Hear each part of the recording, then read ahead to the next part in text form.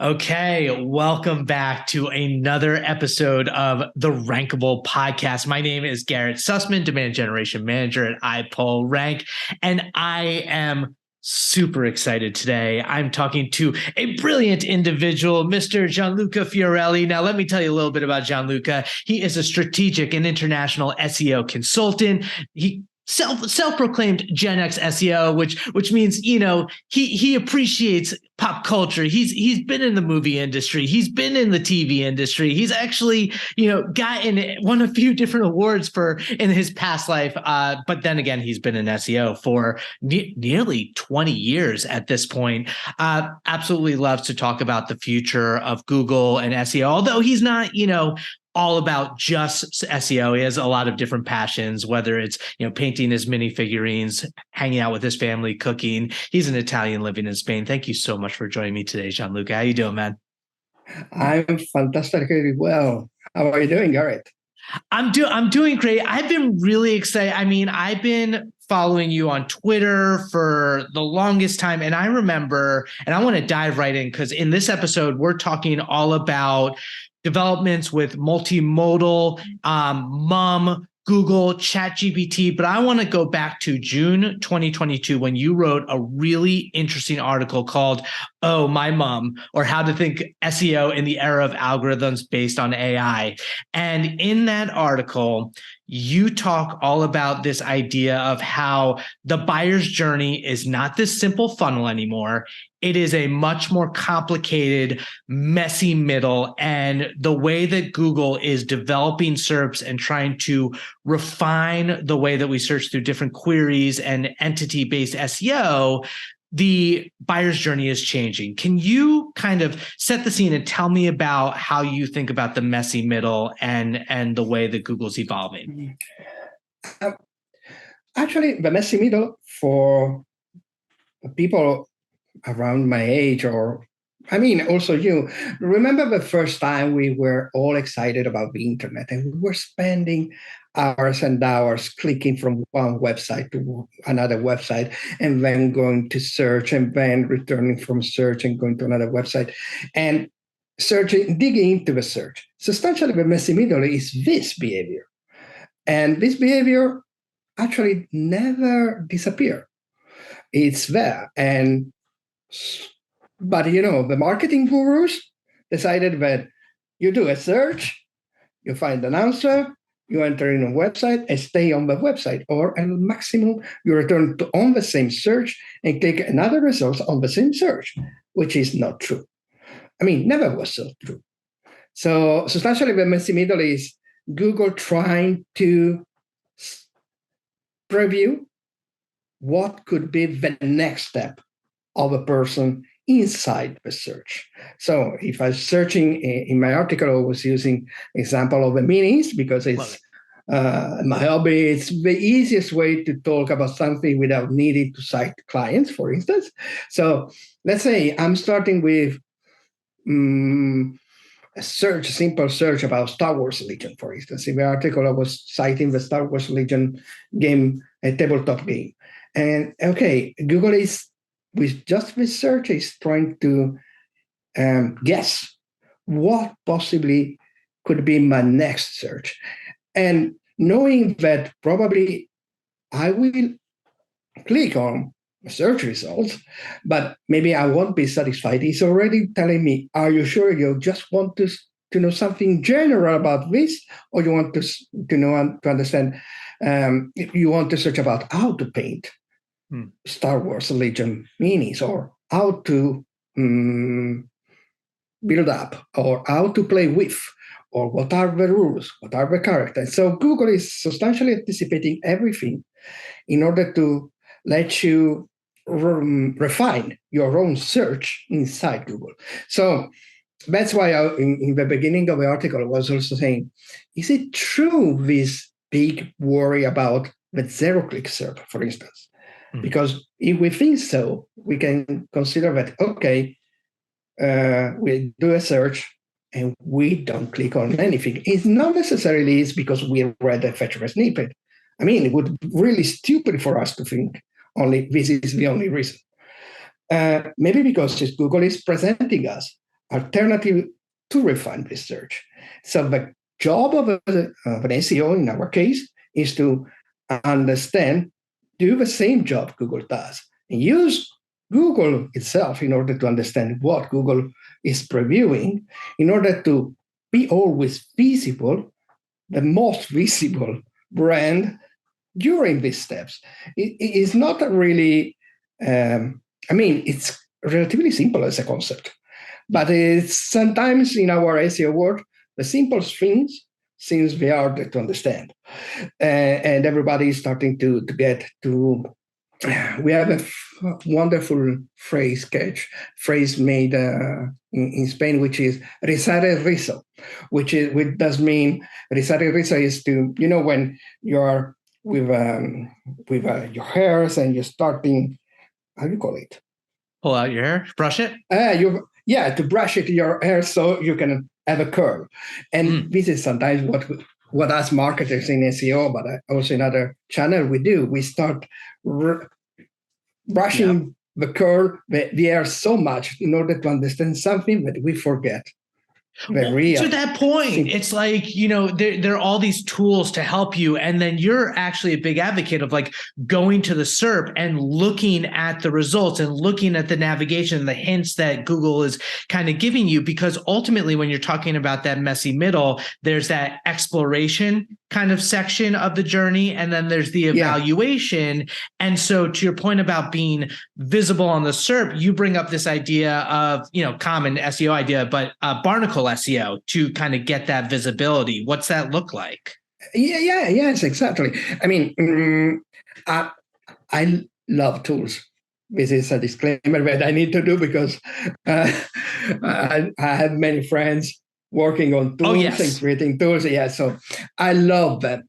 But sometimes I think that they focus too much, maybe on a very distinctive, precise thing. For instance, I love tools that helps you cluster a lot of keywords. Yeah. But then I'm saying, okay, this is a wonderful tool for agency, for instance, or for single individuals that are working on topics that doesn't know anything about those topics. But if you know that topic, clustering is a good way to help your work make it faster. But you should know what are the clusters, for instance.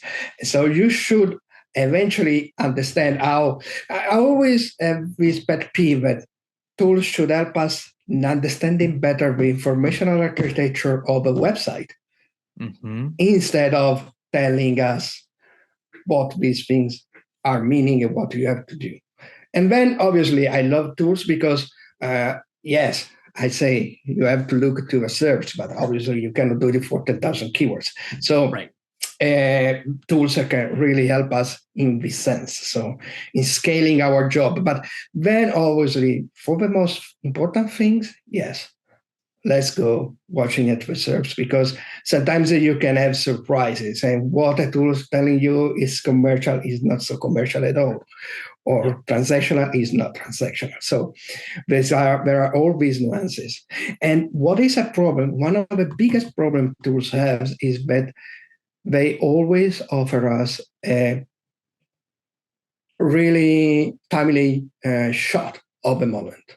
They never offer you the seasonality. There are very, very, very, very few tools that does this. One is Italian, and unfortunately, and this just starting now to expand also to an international market. But very few give you a real understanding of evolution of a search intent over here, for instance.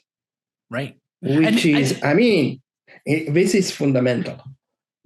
Yes. Exactly. And I think that kind of leads into the idea of understanding these SERPs and what Google is doing with. So you and I, before this podcast started, we were talking about Jeff Dean's research article and talking about some of the multimodal developments. Like obviously ChatGPT has taken the mainstream and the SEO community by storm. But you and I were talking about like, one of Google's goals is to become more natural and not let the limitations of search prevent us from interacting with it. What are you seeing? How does the multimodal developments in MUM kind of play back to this messy middle journey? I mean, it's MUM is how Google wants to treat the messy middle. Because the messy middle is also, I start to search, then I go click on a video embedded on Google and go YouTube. Yeah.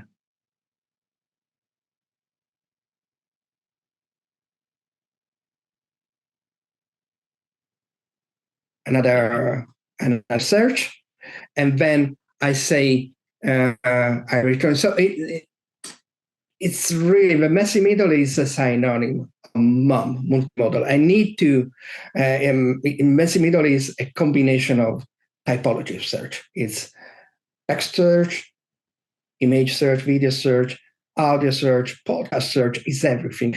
The concept of, as I say also in the article, that Google is a liquid ecosystem. You start a search from one platform. It could be your phone with Lens.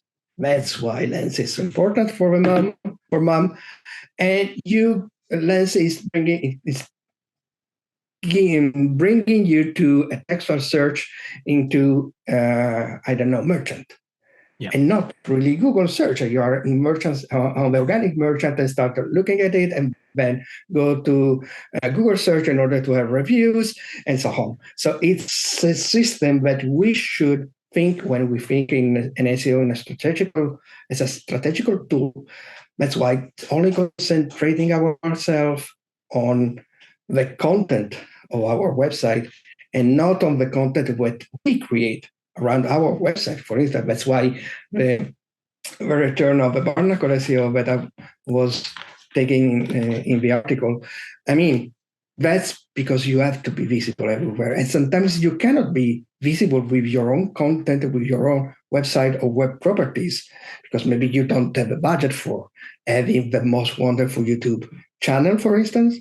So you have to do the preemptive outreach in order to create that content that will bring you interest and about your brand and so on. So that actually is not, at the end of the day, on a practical side, optimizing for what was before the messy middle and not optimizing for what is the messy middle is not so different. It's just being more able to individuate your opportunities and prioritize them and work on them, and being a lot of technical SEO is involved, because you have to consider how you have to feed the monster, which is the AI of Google, in order to have the AI of Google promoting you better, more evidently than others. And this is the problem that I see in ChatGPT, for instance. I mean, MUM is, Google always said that we want to be, since really many years, so since the very beginning, wants to be the Star Trek computer. And I mean, one of the reasons of a Star Trek computer is that you can do and follow a search with every mean you have. So you can do it with your eyes, with your voice, with your fingers of typing. And this is something that a wonderful tool like ChatGPT misses. I mean, I don't think that most of the time the people that are saying, ChatGPT is giving us horrible answers and so on. I mean, nobody is born as a prompt engineer. Right. I don't believe that, I don't know, my mom or even my wife or my sons who are skilled, going on ChatGPT and start typing a perfect prompt to obtain the best answer. So a friend of mine, Italian friend of mine, Alessio Pomaro, who is really skilled about everything AI, show us how you can give a prompt which is not so perfect, and ChatGPT is giving you a wrong answer. And then you say, no, sorry, ChatGPT, the fact is this. So who won this gold medal in the Olympics game of a few years ago? And ChatGPT says, oh, I'm sorry, you are right. These two guys won for the first time in history the two gold because it was, I think, jump, one of the games of jump. So an Italian and another guy from another nation did the same score. So for the first time, they needed to give them 2 gold medals, no silver and 1 bronze. So ChatGPT, I mean, this is a fact before 2021. So ChatGPT should know it.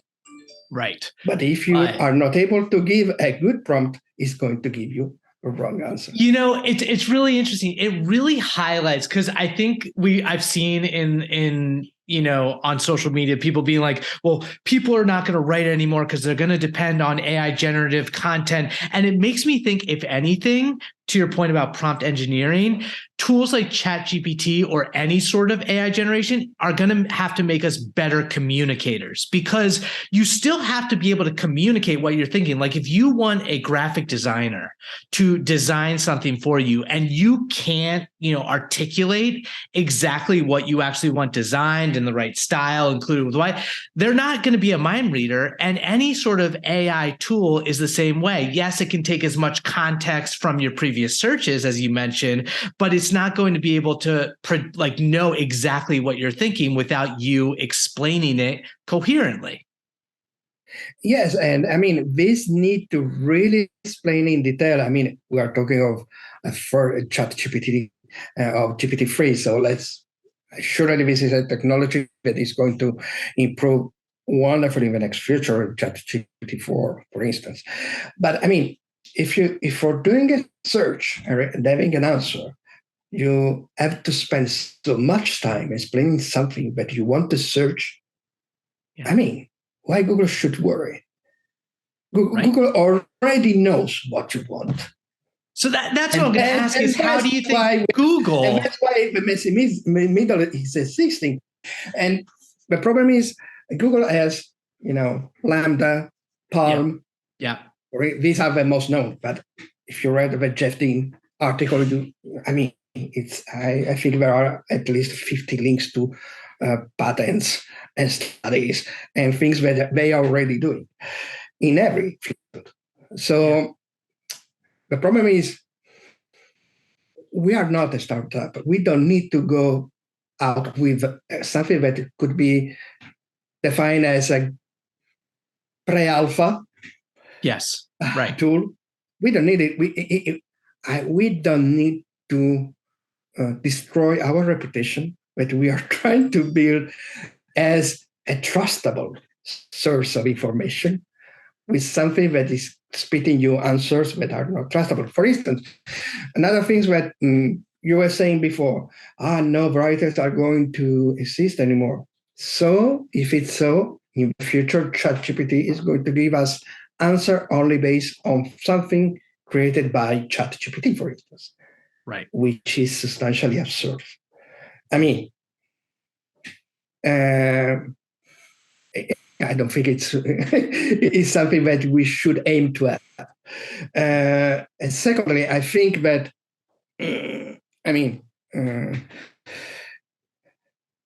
for instance, ChatGPT, it's a wonderful tool. If you want to do something like this, for instance, to prepare a brief, to have a rough idea of what can be the development of a text, and then give it, okay, this is something I have in mind to give you a brief, because sometimes you don't have the time to do a brief, or you don't have the skill to do a brief. For instance, moving to a totally different kind of generative algorithm, I love to use Midjourney, apart for fun, for visualizing what I want to paint.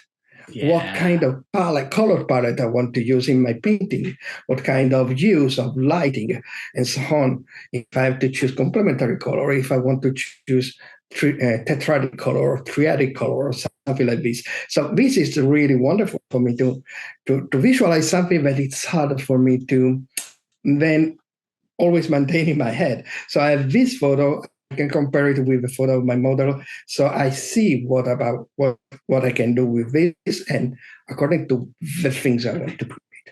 So to your point, I mean, ChatGPT is only text-based, and you anticipate with the multimodal art research article that Jeff Dean produced and what Google's working on.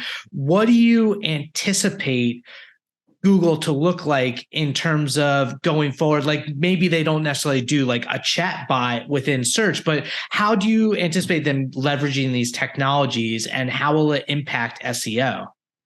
I mean, I think it will be. Yes, I don't think they are going the Microsoft way with the chat. Because they already, I mean, the chat is already there in Google Assistant. Yeah. What I see is Google is going to give us all these things in a somehow invisible way. Because just consider this. We have Google in our phone. We have Google in our Nest. We have Google in our Android TVs. Nobody's talking, for instance, I'm not a PPC people, but nobody is really talking about the importance of Google, what is doing Google with YouTube on TV. Yeah. And with the possibility of really intelligent advertising on TV inside YouTube. And maybe because everybody who should talk about this have YouTube Premium, I don't see the advertisement, but I don't have YouTube Premium. I see the advertisement, how it's evolving. And so that, for instance, these are kind of changes that Google is permeating almost our technology. So I can think it a lot about how this sort of search engine can start from really everywhere. So we are in our kitchen and we can ask Google Assistant, which can be, maybe it's not in the Nest. Maybe it's in our fridge. Maybe it's in our cooking. It's everywhere. So, okay, Google, how much time I have to take to wait for the pasta to be cooked? Which is a question not to be that Italians already know the answer, but maybe others don't. Right. You would be caught dead in Italy asking how to cook anything. And Google is telling you, and maybe it's okay. Tell me, maybe you have the Nest there, and you cannot do something like this, and you can ask me, tell me about how to do things. Google is already giving you what is this model are going to give you is a better answer. I mean, the answer. One of the things that really was interested in reading about the Jeff Dean article was everything related to translation. You know, I'm Italian, live in Spain, and I work a lot with an international clients.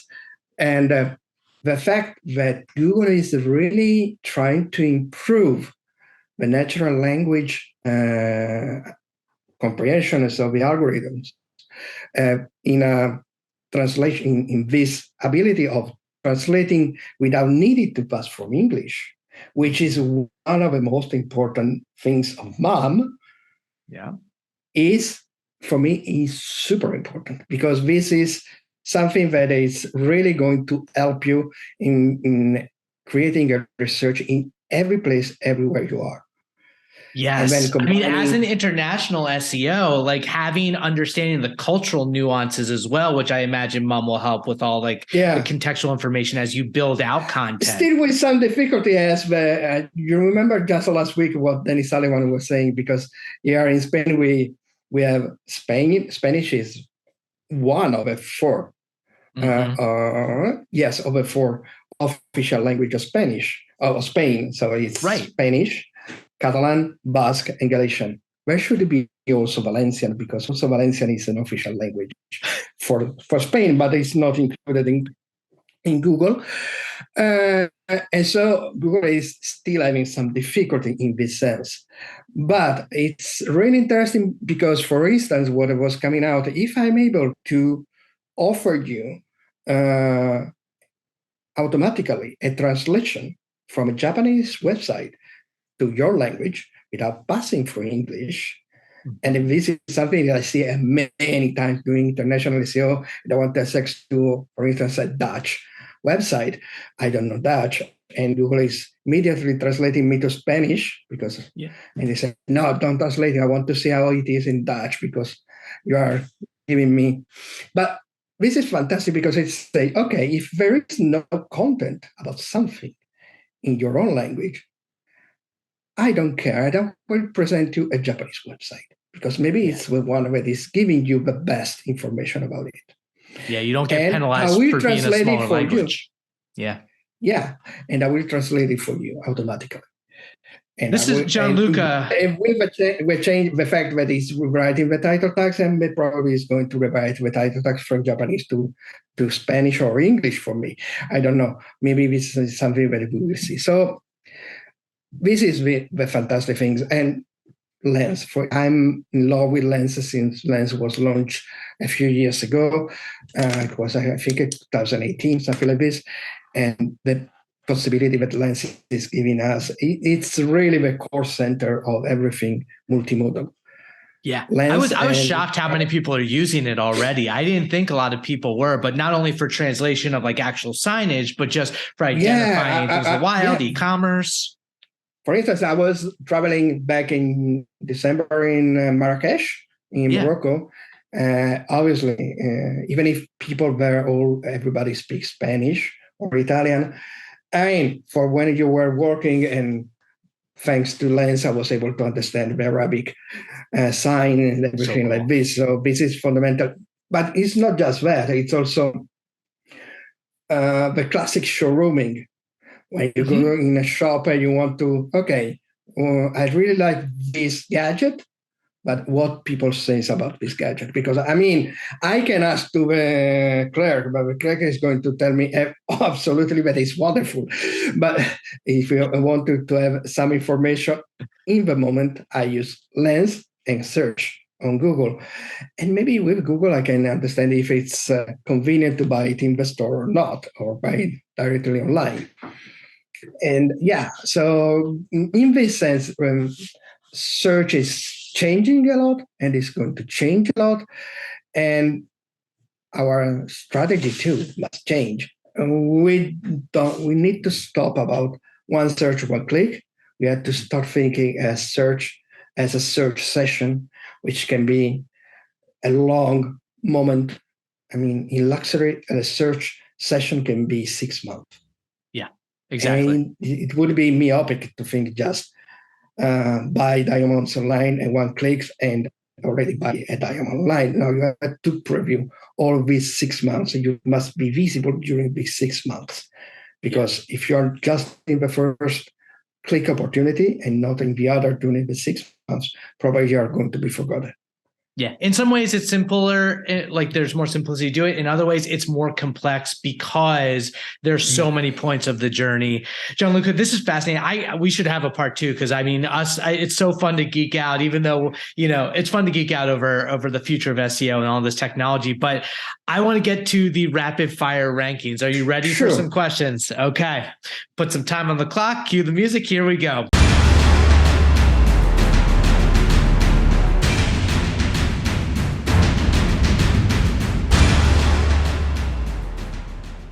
Okay, so first off, rank your top 3 of anything that you love most in the world. One is clear, Pantene Minis. And then, even if it wasn't my first movie I saw in the cinema, I'm of that generation that can say that I saw Star Wars in 1977 in the movie theater. And then since I was a kid, I'm foolish in love with the Lord of the Rings world. So love Lord of the Rings. These are the 3 things. And well, if I have to think instead of other things, maybe less geeky, Egypt. Okay. What rank your best SEO or marketing win? No. As I was telling you before when we organized this podcast, I don't have fancy things like I know this brand working with this super mega important brand. I work also with super mega important brands. But when I was starting doing SEO seriously, one of my first clients was a really tiny travel agency in Sardinia, which was starting to selling offers for Sardinia online. And obviously, they didn't have any money for hiring a serious SEO. I was in my beginning, so we started. And it is still a client of mine. So this is maybe the things I'm most proud of. And during all these almost 20 years, they moved to somehow the equivalent of NASDAQ in Italy. So for these only digital companies. In Italy, we are year after year winning over Booking, TripAdvisor, Expedia for everything related to Sardinia. So that's a win. That's incredible, right? Yes, in fact, it's not. I mean, it's not even the client that is paying me the most. Actually, one of the client is a client that is paying the less because somehow we maintain the relation and working together, but more like a friend after 20 years. I love that. I love that. You love your tools. Rank. I was just gonna say I know you love your tools, but rank your top 3 SEO tools. Sidebar, sure. Obviously, I don't want to forget Screaming Frog. Of course. But Sidebar, maybe because of the easiness of its usability, maybe because I really know the guys behind Sidebar. That's why I love Sidebar. Systrix, because I was one of the very first ones in Spain, along with others, like Aleida, for instance, but they started to use Systrix, and the guys of Systrix was really teaching us how to use it, and I consider its visibility score maybe the most accurate metrics around about the visibility of our website. And then, obviously, I cannot forget Ahref or SEMrush, because not for their crawling part, especially SEMrush, but surely for many other things are the really time saver and so on. Then there are other tools like Keyword Insights, as we were telling before, for clustering things to make our job faster, surely are wonderful. But let's say the one that I use daily are Sidebar, Systrix, and SEMrush /Ahref. Oh, so hard to just pick 3. Okay, rank your best SEO tactic. My best SEO. I mean, it's we return to look at the search, but for me, it's I don't know. I don't want to fall into the it depends. I don't want to say it. But hey, it's an SEO podcast. It has to come up at some point. But let's say in general, it's my first one would be to ask to a client to do a customer survey. Okay, I love that. A market survey, because to really understand that if what I'm seeing on Google is really what people are searching. To understand there is there is a synchronicity from what Google is presenting us and what people are searching for here. And sometimes in the gap, you can find the opportunity. So this is surely one tactic that I would suggest. And the other one is to take your time and be the user of your client website. And start looking at it and start searching about the things is selling, is writing about. Try to become a little expert, more expert, and don't just trust the tool, what they tell you. about the keyword ecosphere related to your client. Just try to. That's why this implicates the fact that you are searching and looking at reserves. And then go for the image tags. Image tags are fundamental. They are giving you the perfect entity information related to your most important entity, your own, the entity you want to target. That's huge. Okay, here's another tough one. Rank what you love most about SEO. What's the number one thing? Oh, yeah. I love to talk about strategic SEO, but I'm specialized in international SEO. It was an obvious specialization being in Italian, because Italian is spoken substantially just in Italy. So when my first clients were Italian companies, obviously we wanted to internationalize their business. You needed to do international SEO. But international SEO is fun because it goes far over the technical side, far over the things you're doing for your nation, because you need to understand what are the nuances, how people are searching in the States, what are the differences with people searching in Greece, and what are the search behavior of the people. The search behavior usually implies a difference in culture. Obviously, we are talking about globalization, even if it's a concept which is living a good crisis now. But that's why I always talk, we should talk about globalization. Global, but think local. So this is nice for me because it's making my work more interesting about new culture that I don't know. For instance, when I was working with a Mexican client, and I was telling them, just out of my mind, why in the Mexican website they're always showing beautiful white men and women when substantially the 90% of the population in Mexico is mestiza? And they say because even the mestizo want to see white men and women in the telenovelas and in everywhere, also the website. It's a cultural thing, which is affecting also the mestizo, so the people coming from Chiapas, for instance. Right. So this is something where there was, but now I understand. Maybe I cannot accept it from my point of view, my cultural point of view, but I mean, I can understand it. Yeah. But this is when coming into how to accept something that you don't. Yeah, so many cultures, if you don't know it, you don't know what you don't know. I got to ask you, what's your rank your best learning SEO resource? Where do you learn about SEO?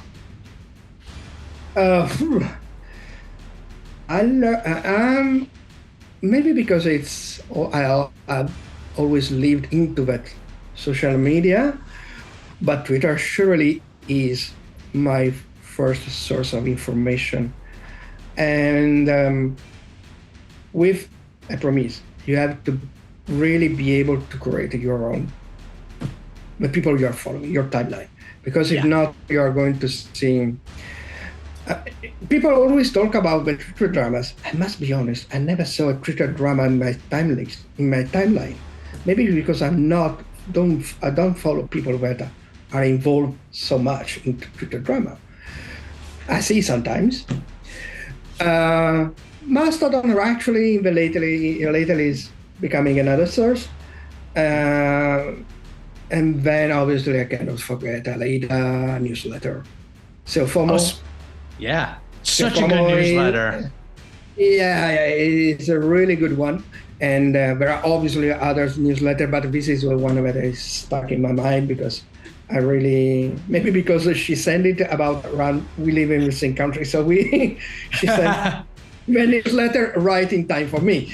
And it's not coming late when I'm coming out, when I'm already working. So I love that. Speaking of Aleida, I got to ask you, and this is probably the most unfair question, but rank your top 3 SEOs or marketers that you most look up to.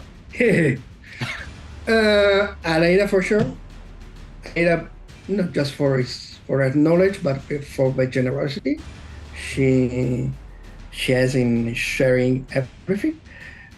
Also because she is a really good friend, so would be unfair not to cite her.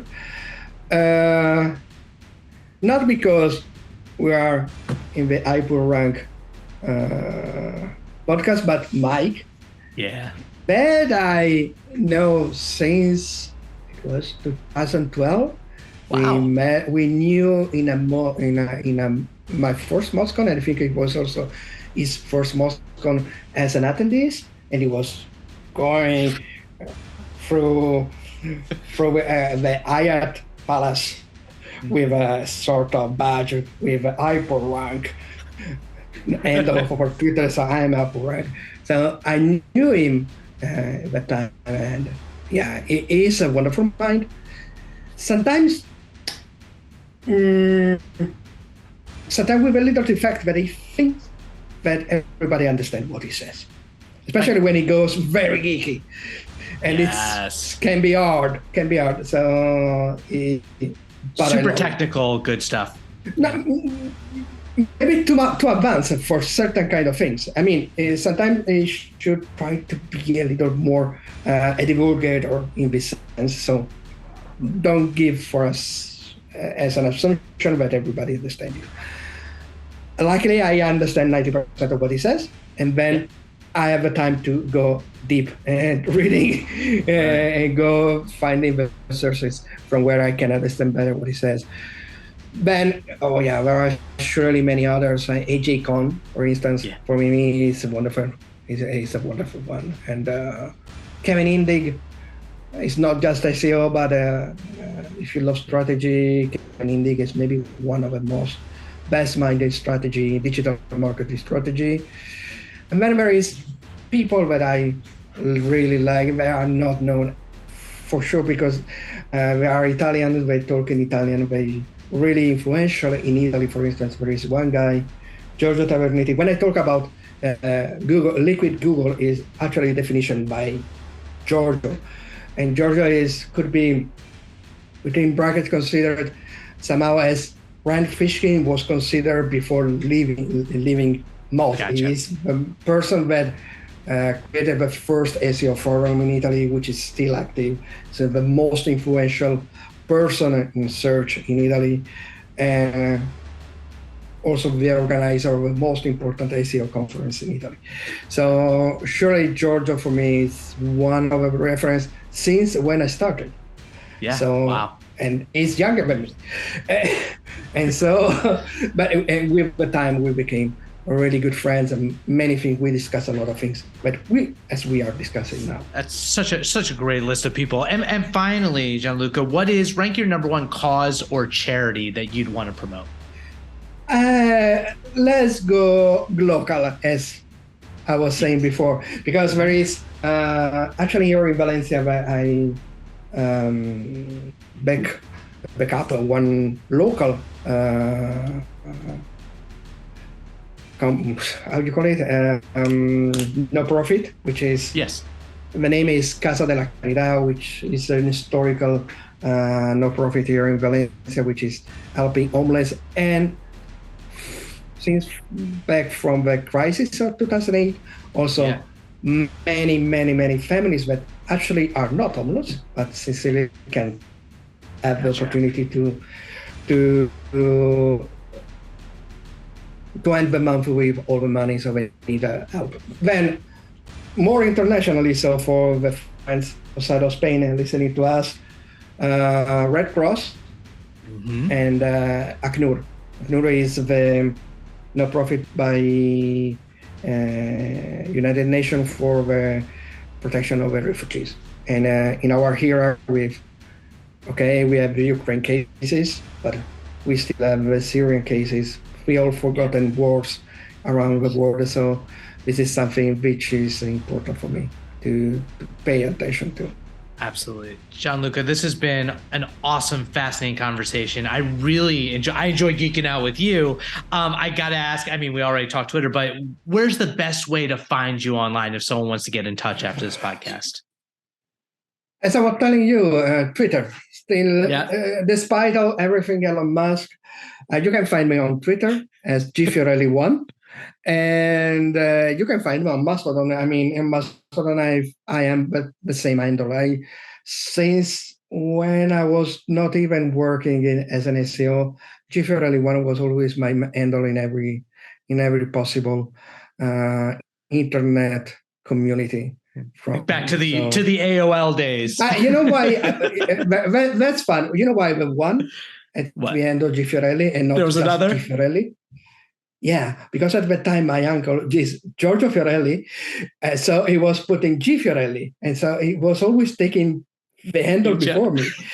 So I needed to add something. Okay, one. So that's why I am. I get that. I'm still fighting that. Apparently there's a Garrett Sussman out there who in the US who's a CPA who's like very well known in the SERPs. I'm like, how is there another Garrett Sussman? How does that even happen? I know. Yeah. And anyway, this has been fantastic. Once again, so definitely follow Gianluca on Twitter. Sure. Read his article about the messy middle and whatever he puts out. It's all great stuff. My name is Garrett Sussman, Demand Generation Manager at iPullRank. This has been the Rankable Podcast, and we will catch you next week. Thank you so much. Bye-bye.